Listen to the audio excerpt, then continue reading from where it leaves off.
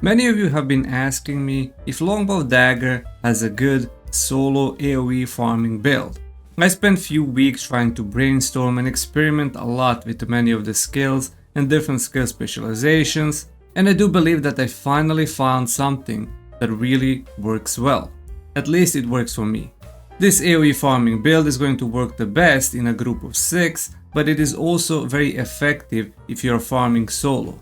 I'm gonna show you a step by step on how to farm, where I like to farm, and how to efficiently do the rotation with this build. But first I'm gonna show you what the build is all about, which skills do we use, and which skill specialization do we want to use.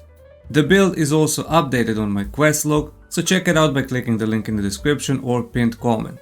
We are using Decisive Bombardment with the charging time, mobility, and Decisive Bombardment. This pretty much gives you the AoE Decisive Bombardment, but you will have to line up the mobs in a straight line to do a lot of damage. Mobility allows you to move so the mobs don't attack you, and fully charging it is gonna deal the most damage. The usual strafing with Gale and consecutive use for extra damage and extra AoE damage. We're using Tornado for CC to put the enemies up in the air because sometimes they can be very annoying and they can just jump on you really fast, so this is a good way to CC. And then we use Flash Wave to prepare it when they're still flying in the air. You would charge a Flash Wave and then you would use Limit Break to reset the Flash Wave and then use it again. On the dagger side we are playing with the poison, so we only really need the poison duration of 2 seconds. We're using Cleaving Moonlight with the consecutive use and extra damage on the poison targets. We're using Knife Throwing with the effect duration and extra knives. This is basically for AoE applying of the poison, and also this reduces the movement speed of the mob, so every mob that you hit is gonna have their movement speed reduced, which means they're not gonna be able to close down on you really fast. And lastly we use Fatal Stigma AoE damage, which basically means on poison targets you're gonna deal extra damage and then it's gonna spread to all of the targets, and since they're all gonna be clumped up you're gonna be dealing a lot of damage to everyone. And this is the skill build that we use. We're using Block Blade as a defensive skill because you can go in stealth and reset and regen mana and reset the targeting. And out of the other skills we have Brutal Arrow as a filler skill. I still have it on the blue, it doesn't really matter, it's just a filler skill that can apply poison to multiple targets and deal damage. Nature's Blessing, which you will want to use after the flash wave so you can heal yourself up because the mobs are gonna hit you pretty hard. And then Stealth for that guaranteed 100% crit rate after using flash wave or after using decisive sniping. And on the passive sides we have the standard Sniper Sense, Assassin's Instinct, and Wrathful Edge. I have also added Destructive Fang because it reduces the defense on the poison targets. Earth's Blessing is gonna be there to heal you up even more with the Flash Wave and Nature's Blessing combo. Assassin Step is gonna give you movement speed and is going to increase your mana regen, which means you pretty much never run out of mana. Distorted Sanctuary is also here for your endurance and your extra health recovery. And finally, Murderous Energy increases poison duration by 21% and poison damage for 11%. If you want to, you can swap Distorted Sanctuary with a Shadow Walker, so you get that extra evasion on dodge rolls and damage reduction because you will be dodge rolling a lot, so you can get the benefit of 600 evasion and the mobs will not be able to hit you as often. So first let me show you what the general idea is on these practice dummies, and then I'm gonna show you the practical examples in open world dungeons and how to group up mobs and how to efficiently farm them. The general idea is first that you will want to learn the mobs all the way around. Around 5 or 6 mobs are good enough if you are solo. You will want to always start with opening up with the poison and then shooting them with the tornado, charging your flash wave and then doing the standard combo of resetting it and going for 100% crit rate.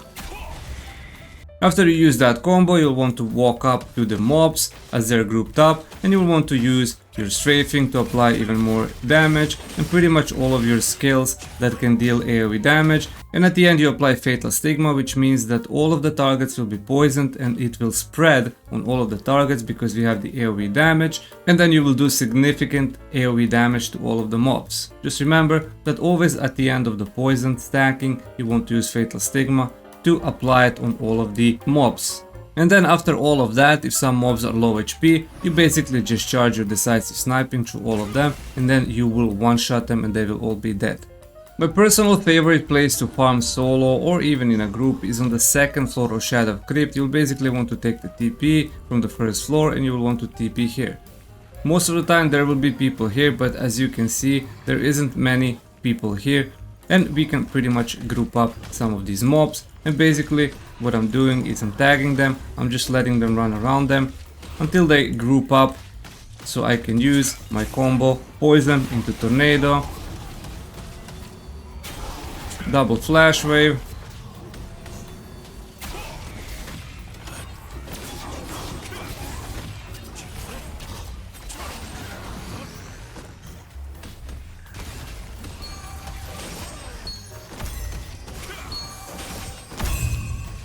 there are two random guys here, so it's kinda going a little bit faster, but I'm gonna demonstrate it once I leave and once I can do it solo. But as you can see how fast and effective it can be with a group of even 3 players, how fast you were able to clear it.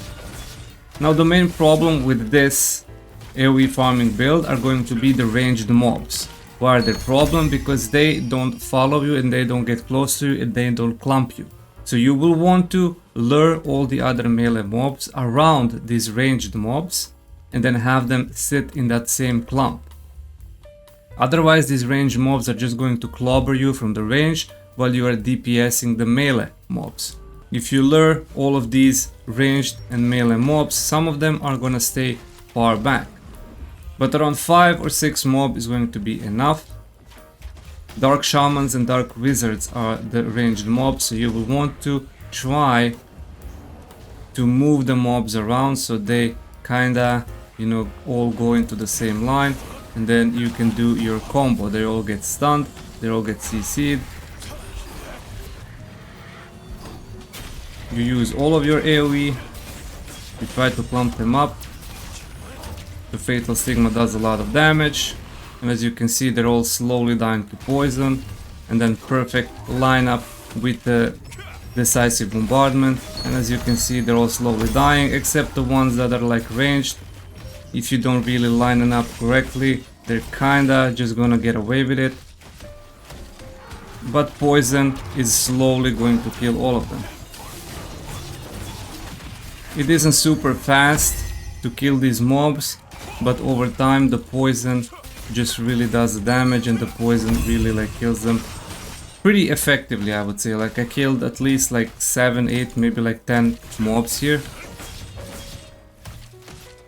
and it was generally very easy to kill them. And as you can see, really somewhat fast and effective way of farming. And the reason why Shadow Crypt is the best place to farm is because if you pop your food that gives you Abyssal Contract efficiency, it means that you will consume less tokens, which means that you can stay here for longer and that you can farm mobs for longer.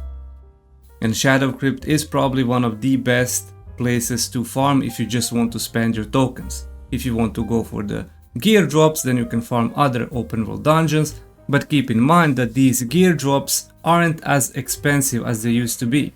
The best place that I like to farm in Sylvia's Abyss is on the floor 6 and grab one of these. It doesn't matter which one, you can grab whichever you want, but I prefer this one because nobody is usually here.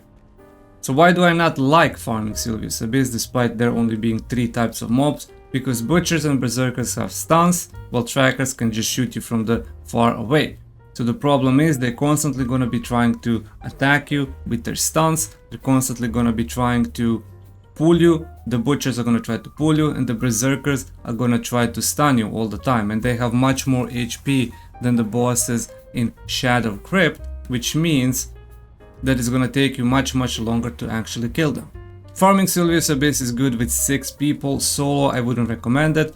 To basically start off by grouping up. As you can see, I'm just constantly being pulled. Start off by grouping up about 6 or 8 groups, and then the same principle is applied. As you can see, constantly being interrupted, constantly being pulled. Not something I would recommend, but if you can somehow get around it and find a way that they don't interrupt your casting, it is doable.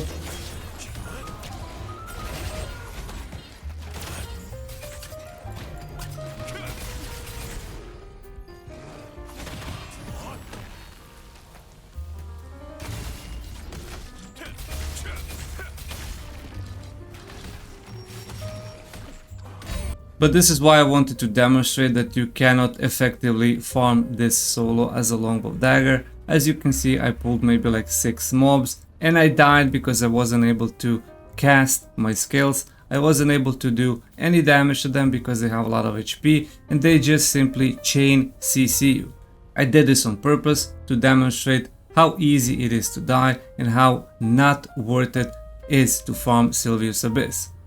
And if you're gonna say just don't pull that many mobs, well, even if you pull 2 or 4 mobs, yes, you can do it, but then how effective really are you if you're only farming 4 mobs? You should be pulling 7, 8, maybe 10 mobs at a time if you want to be effective.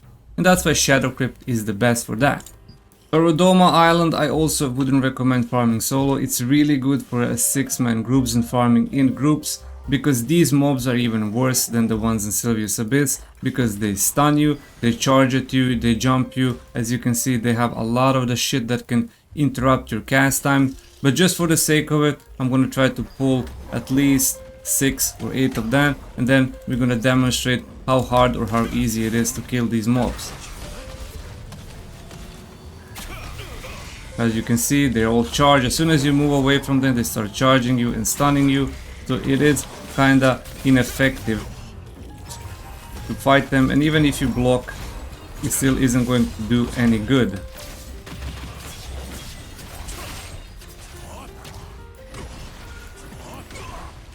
You can see constantly interrupting my charges, stunning me. It's really annoying and really not fun to farm it solo. But if you can apply poison fast enough, you could actually have them be killed with the simple use of poison damage. But as you can see, like even if you try to dodge and then you accidentally pull another group and another pack of mobs, like they're just gonna constantly chain CC you forever and then you're just gonna die. And Sanctum of the Tsar is a dungeon that I personally wouldn't even bother trying to farm solo. In a group is somewhat doable, but there simply isn't enough space that you can effectively farm alone. This dungeon opens only when it rains, and there's always going to be a huge amount of people just farming everywhere. And the biggest problem is that all of the mobs inside that are in the altars are ranged mobs, which means that you're not going to be able to effectively group them up together to use this build to effectively farm it.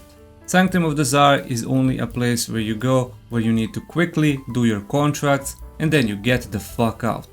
But one of the most important things that you need to figure out if you ever want to solo farm is that you need good gear. As you can see, I have 3.5k gear score, which means I am fully stacked with pretty much all of the best in slot items, fully traded, fully maxed out.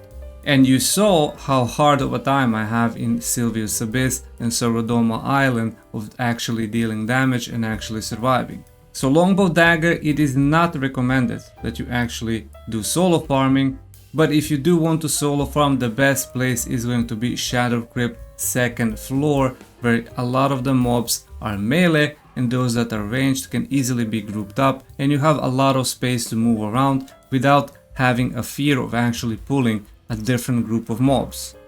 So with that being said, hopefully I demonstrated that Longbow Dagger AoE capabilities aren't that strong and aren't that good. There could be some potential in the future if they decide to change some of the skills, change some of the skill specializations, but for now this is going to be the best build for farming solo or in a group with Longbow Dagger, even if it's not as good as you would expect it to be and not dealing as much as damage as it would be dealing. You can still kind of effectively solo farm in Shadow Crypt 2nd floor, but I would completely avoid other open world dungeons unless you're in a group of 6. Hopefully you learned something new. The build is also going to be on my quest log, so please check it out with the link in the description. Thank you for watching, consider subscribing and watch some of my other videos appearing on your screen.